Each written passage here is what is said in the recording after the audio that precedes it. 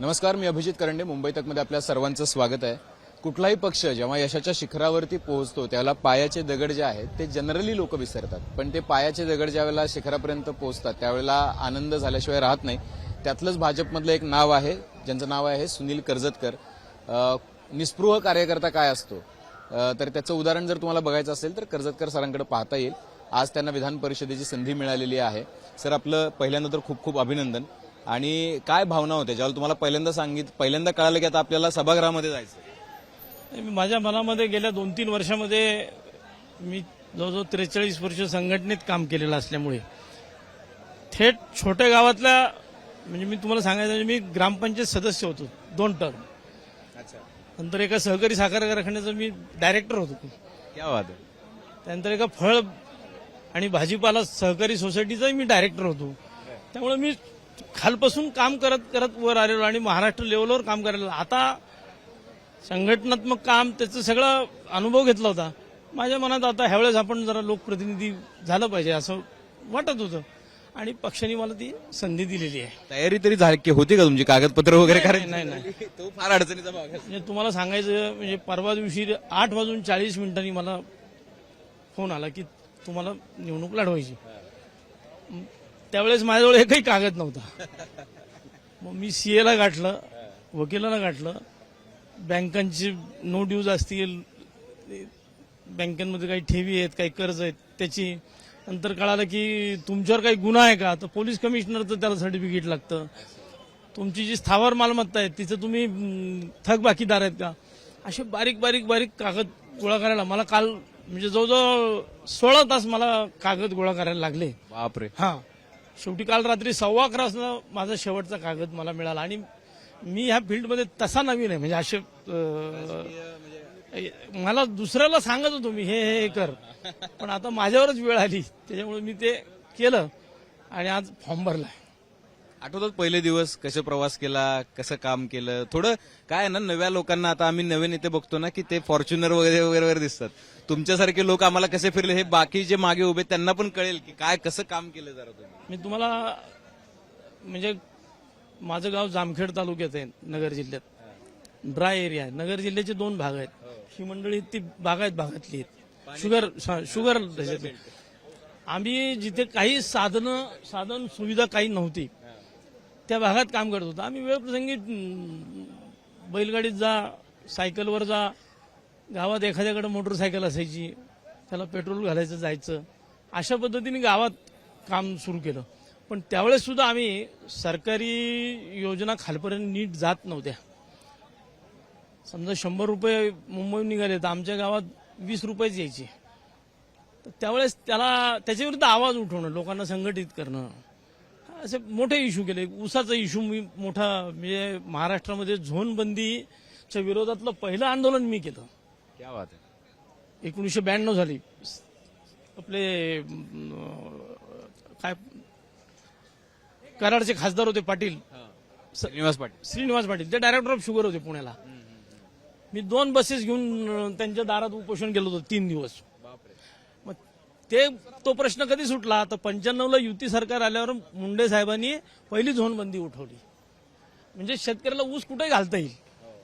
नंतर मी बागायती कमी पाण्यावरच्या ह्याच्यासाठी शेतकऱ्यांचं प्रबोधन करणं, त्यांना बरोबर नेणं, त्यांचे सेमिनार करणं, अशा अनेक गोष्टी केल्या. म्हणजे नुसतं राजकारण नाही केलं, त्याचं नाही, त्याचं इन्कम वाढलं पाहिजे आणि त्याच्या इन्कम मध्ये दलाली कमी झाली पाहिजे. ह्याच्यासाठी बरेच काम मी माझ्या पातळीवर जितकं करता येईल तेवढं केलं. इतकी वर्ष काम करताना ज्याला बरेच नेते जात होते बाहेरून, काही लोकांना संधी मिळाली. पक्ष म्हणल्यानंतर राजकारण म्हणल्यानंतर हे सगळ्या गोष्टी चालतात, ती काही टीकात्मक भाग नाही येतो. पण त्यावेळेला असं वाटायचं की अरे काय म्हणजे का बरं असं होत असावं, कारण तुम्ही तर मूळ संघटनेतले लोक आहेत. नाही, मला कधी असं वाटलं नाही.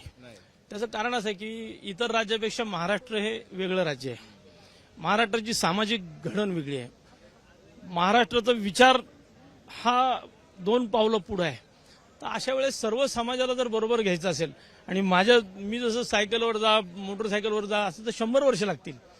अशा पद्धतीने ही सगळी मंडळी घेतली तर आम्ही जवळजवळ 10 वर्षात खालपर्यंत पोहोचलेलो आहे. असं आहे, 100 आल्यावर 20-25 इकडे होतात. आमच्या लहानपणी लग्न असलं की बांगड्या घालायला कासार यायचा. तर कासार 1 डझन बांगडी घातल्यावर त्यातले 4-2 फुटायचे, त्याला तुटफुट म्हणते. तशी राजकारणात तुटफुट होते, त्याच्यात काय. पण ह्याच्यातून पार्टी वाढते. एक मोठा जो सेक्टर तुमच्या अनटच आहे तो टच मध्ये येतो. निश्चितपणे कर्जतकर सरांना ऐकल्यानंतर बाकीच्या पक्षातले जे लोक नाराज आहेत तर कसं काम करावं निस्पृहपणे ते बाकीच्या पक्षातल्या लोकांना पण कळेल. सर, दुसरा मुद्दा आहे की तुमच्या वैयक्तिक आयुष्याबद्दल फार लोकांना माहित नाहीये. आम्हाला पत्रकार म्हणून थोडीफार माहिती असते, पण लोकांना माहित नाहीये. तुम्ही कुटुंब वगैरे बाकी सगळ्या गोष्टी सोडून थेट एक काम आयुष्यभर केलं. किती वय पण तुमचं कळत नाही खरं बघून तुमच्याकडे. माझं वय आता 67 म्हणून आहे. हा, आणि मी वयाच्या 22व्या वर्षापासून काम करतोय. मी कॉलेजला पुण्याला ऍडमिशन घेतली BMCC कॉलेजला, आणि इमर्जन्सी लागली तर मी इमर्जन्सीच्या विरुद्ध सत्याग्रह केला. मला जेलमध्ये जावं लागलं आणि मला काहीच माहित नव्हतं, आणि माझं वय 15 वय होतं. ते जजला आमच्या वकिलांनी सांगितलं, अरे मायनावर ह्याला सोडून द्या. तो म्हणला मायनावर कसला, ह्याला आत घाला. मला आरआय दिली. आरआय म्हणजे सक्त मजुरी, 135 दिवसाची शिक्षा दिली. मग मी त्या चळवळीतून विद्यार्थी चळवळ, युवक चळवळ ह्याच्यात बरेच वर्ष काम केलं. नंतर युनिव्हर्सिटीचे इलेक्शन हँडल करणं. पण मी ग्रामीण भागातला असल्यामुळे ह्या सगळ्याचा टच असायचा. थोडं राजकारणाचे 2 बाज आहेत, शहरी बाज वेगळा आहे, ग्रामीण बाज वेगळा आहे. तुम्हाला दोन्ही माहिती आहे. हा, मला मुंडे साहेबांमुळे फार मोठी संधी मिळाली. ही जे माझं हा सगळ्या गोष्टीकडे बघण्याचा दृष्टिकोन आहे, हा व्यापक आणि समाजाभिमुख आहे, त्याचं कारण गोपीनाथ मुंडे आहे. हा सर, तुम्ही कधी असं विचार केला नाही की आपल्या कुटुंबातल्या लोकांना वगैरे भाऊ पुतण्या काय कोणाला तरी ह्या कामामध्ये आणावं वगैरे? जनरली लोक राजकारणामध्ये करतात ना. नाही, तसं नाही. आज माझा फॉर्म भरायला माझ्याशिवाय कोणी नाही, कार्यकर्त्याशिवाय कोणी नाही. कसं आहे, म्हणजे हे डोक्यातच येत नाही. तुम्ही सांगितल्यामुळे आम्हाला डोक्यात येतं. एका आमच्या पण डोक्यात येत नव्हतं. आम्ही एवढे सगळे बघितल्यानंतर डोक्यात यायला लागलं. काय विशिष्ट ध्येयासाठी काम करणारी पिढी होती आमची. राजकारणामध्ये सामाजिक चळवळीतून येणं, समाज प्रबोधन करणं, समाजाची उन्नती करणं, असं मोठं ध्येय त्याच्यामध्ये. राजकारण हे पैसे कमवण्याचं असं कधी मला तरी वाटलं नाही. या अलीकडच्या काळामध्ये सगळ्यात जास्त कठीण काय आहे तर ऑनेस्टी, प्रामाणिकपणा, निष्ठा, लॉयल्टी, ह्या 2 गोष्टी कठीण आहेत. आणि या काळामध्ये मला असं वाटतं तुमची शेवटची पिढी आहे अशा पद्धतीचा विचार करणारे, असं मला वाटतंय. म्हणजे कुठल्याही पक्षातले असून, मी काही पक्ष वगैरे त्याच्यातला विचार करत नाही. कारण असं आहे की आता लोक आपल्याला काय मिळेल याचा विचार करतात, पक्षाला काय मिळेल. हा, मुद्दा पटला आणि मान्य आहे. पक्ष वगैरे काही नाही. वसंतदादा पाटील एवढा मोठा माणूस होते मुख्यमंत्री. आता त्यांच्यासारखा माणूस, त्यांच्या भागातला साधा कार्यकर्ता दिसला, शेतकरी दिसला तरी ती गाडी थांबवून त्यासाठी हे करते.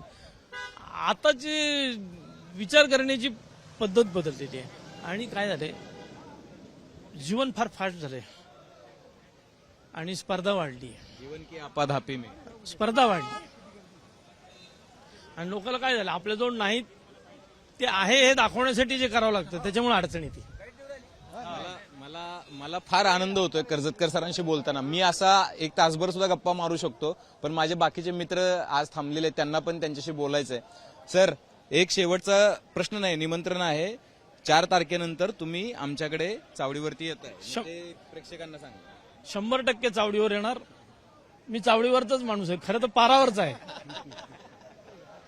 चावडी जरी बंदिस्त असते, मी पारावरचा माणूस आहे. मला व्यक्तिशः खूप आनंद झालेला आहे ज्यावेळेला अशा निस्पृह कार्यकर्त्यांना राजकारणामध्ये संधी मिळते आणि ज्यांनी आपलं आयुष्य खर्च केलं.